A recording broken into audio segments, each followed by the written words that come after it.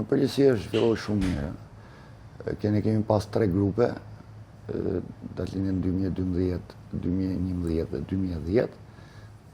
Për sezonin kemi zhvilluar në Durrës, sepse kanë qenë atje të grumbullum, kanë fjet atje, kanë ngrënë atje, kanë bërë shkollën atje dhe stërvitin pasaj gjatë javës. Kemi punuar 4 herë në javë nga e hëna deri tenten në stërvitjet. Stërvitja ka qenë e mirë në përgjithësi dhe tregon edhe vetë ecuria e lojtarëve. Kemi punuar rreth 2 orë në çdo seancë stërvitore, në koordinim edhe me grupin e preparatorëve atletik, teknikët. Pak forcë kemi fut tani tek kjo moshë. Edhe në përgjithësi mendoj që kanë bërë një vit mirë, ka qenë një vit goxha i mirë. Ndeshjet miqësore që zhvilluam tani, si Dalinda 2010,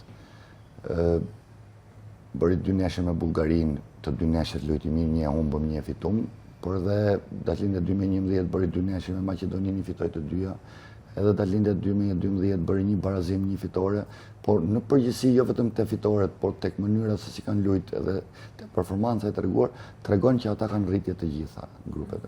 Në këtë vit do kemi 2 grupe, nuk do kemi më 3, dhe në bashkëpunim edhe me klubet, po mendojmë që t'i fusim në kampionat me një vit më të mëdhenj, që do jeti çik më mirë sepse do stërviten dhe pastaj po në ndeshje do marrin pjesë bashkë, njohin më shumë njëri tjetrin,